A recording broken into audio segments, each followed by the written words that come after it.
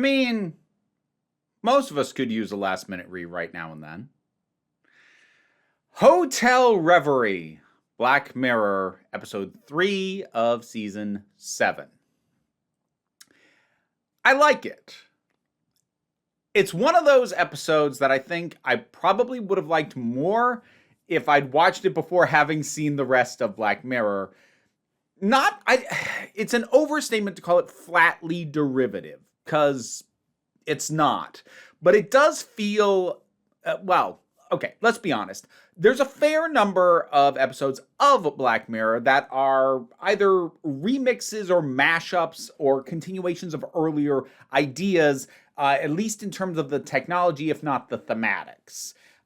Things like the little dot and the basically conscious AI clones of people, or AI that becomes conscious or whatever. That is a recurring thing. That's been used a lot. Mood-wise, this kind of bears a similarity to Hang the DJ and San Junipero to a certain extent.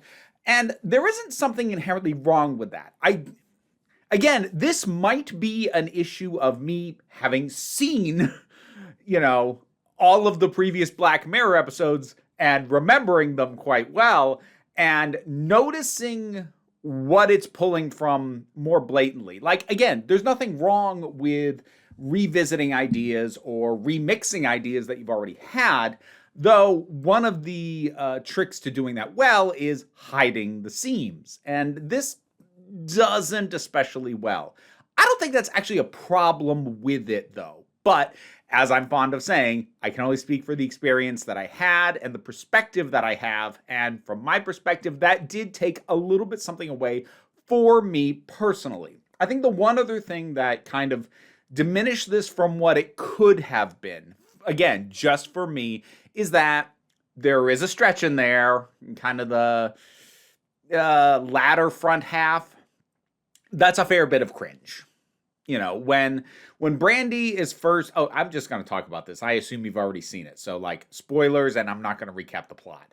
So when Brandy is first put into the movie and, seems a little awkward, a little uncomfortable, especially the extended piano bit, that is just cringe. And much like with Nosedive, I'm not going to say that it's bad that it's there or that it shouldn't be there, but for my taste and what is hard for me to watch, that hurts. Watching cringe hurts for me. Even when I think it makes sense for it to be there, I think it's not quite as justified as it is in Nosedive. That story literally doesn't work unless it has the amount of cringe that it does. And I admire and even like the heck out of that story, but the middle chunk of that story is such a hard watch for me. And this is a bit too. Now, it doesn't have as much cringe as Nosedive, nor do I think it's quite as vital to the plot, but it still has a reason to be here. So I'm not going to say it shouldn't be. It's just one of those things that diminishes my experience of a thing a bit. I actually quite like the characters, including a lot of the side characters who we get these little tiny glimpses of. First of all, Awkwafina is a really interesting performer for me because she is hired to kind of just do her shtick, in whatever character she's playing. And usually when that's the case, I'd be tired of a performer by now, kind of how I got tired of Melissa McCarthy, and back in the day, I got tired of Jim Carrey. People who just come back to do their shtick. That's what they're hired to do. I'm kind of tired of Jack Black on the similar premise. I would expect to be tired of Awkwafina by now, and I'm not. I think partially because she knows when to dial it back at least a little. She's often still playing very similar characters, but there is a dial up, dial back kind of sense, and it seems appropriately pitched in everything that I've seen her in, at least. So, yeah, I like her as a presence. So she's nice. I actually found the last name was Keyworth. I forget the character's first name, but the woman who owned this stuff, owned the IP in the original movies, to be really fascinating, because you'd expect her to be a lot more precious about oh no, we can't do that, we can't change, but she's far more open to it, and watching her react to what's going on was interesting and more nuanced than I expected it to be. And in terms of like the crew helping manage this, there's the one who is like, okay, we have like half an hour left to rewrite and fix this plot hole and make the story still work. And she was like, we don't get a ton about her, but we get just enough to see what gets her excited about doing this and like the possibility she could get a story credit. And it really just lends more shades to what is very much a side character than you would kind of expect. And that was nice. I haven't really talked about the leads yet. So there's Brandy, and between the two of them, I think Dorothy slash Clara is the more interesting of the two. I do think Brandy is a well-performed character, but she felt in a lot of ways very reactive, whereas there was a much stronger sense of discovery and evolution to the other character, to Clara, it was Dorothy, right?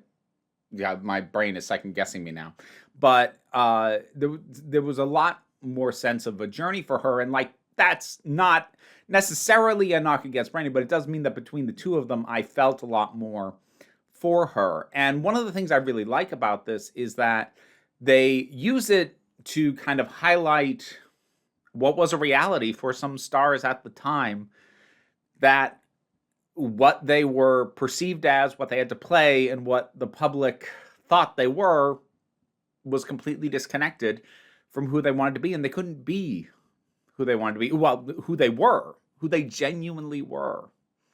And I like that it gives us enough to really make that point clear without having that overwhelm the current narrative. And it also gives extra meaning to the fact that, in the original version, she had to play opposite a man, and now it's a woman, and that lends a meaning it would have lent a meaning for her real life version, but there's this AI recreation that's mostly just the character, but because the actress put so much of herself in there, has those small inklings of what was going on with the actual person, with the actual actress. And I think that is done in an interesting way to be evocative and lend more weight to the direction that the story goes. There was one moment that really, really got to me. And it wasn't the very end, though the end was good. But it's the moment right before the reset. So we've had this extended time where, like, days, months, who knows how long, that these two women have had to spend time together. And they're about to do a reset. And she's about to forget.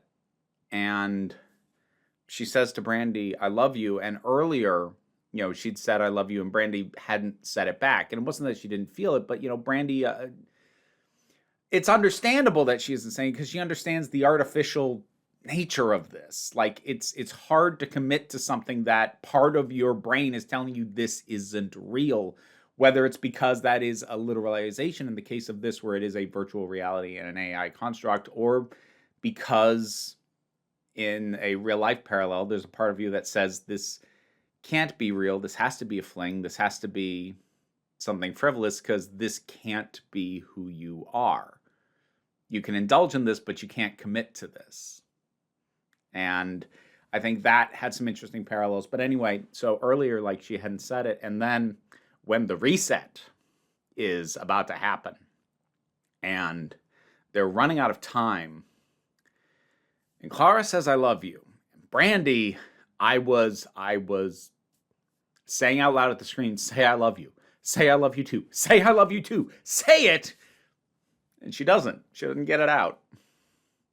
Like, she's clearly moved and effective, because she's like, no. I'm like, just say it. Just say it. And she doesn't. Not then, at least. She says it later, as everything draws to a close. And that whole arc of things worked quite well. From a tech and narrative perspective, the general idea of like, well, let's just reshoot this with a new actor and all these AI constructs that just think they are the thing, and and like the idea that the actor or actress who's in on the thing for refilming it has to just experience things like the time jumps, the hard cuts, the fades, and experience that, and just have to roll with it. That's kind of fun. It is a nifty way of employing, again, some technological ideas that Black Mirror has been toying with for a long time at this point. And the ending was sweet and kind of bittersweet and a little melancholy, but had that touch of joy of Brandy still being able to connect with her at least a little, and seeing Dorothy seem to connect just based off the voice, because there is something about the two of them that just clicks, whether she remembers what happened or not. And there's something really heartwarming about that. And I liked that. And that's sort of my overall thing. Like, as one of the more sweet, sentimental, emotionally forward episodes, again, to compare to things like Hang the DJ or San Junipero, or like, no, I'm not going to compare it narratively, but in terms of the way it handles emotional topics, also Striking Vipers, which is such an underappreciated episode of the show. It, like, that episode is so much better than most of you think it is. But to be among that group, this is a very good handling of the emotional ideas that it is playing with. Again, for me, held back a little from the top tier, because a reminder, San Junipero is my single favorite episode of Black Mirror. But while it is held back a little by the application of cringe and my kind of seeing the parts of earlier concepts kind of being stitched together to make this a little bit more than I think I should have seen, despite that, and all that really does is lower it a little bit relative to those others that are in a similar emotional vein. But overall, in the greater pantheon of Black Mirror, this is good. This is sweet. This is nice. I like it. Hotel Reverie. What'd you think of this one? Whatever your thoughts are, drop something down in the comments. Let's talk about it. Patreon pays the bills, enables me to do this as my living, even if you can't help me out that way. Like, share, subscribe even. But don't worry too much about it. We take a relaxed attitude around here, so you can just come on back next time you need a break.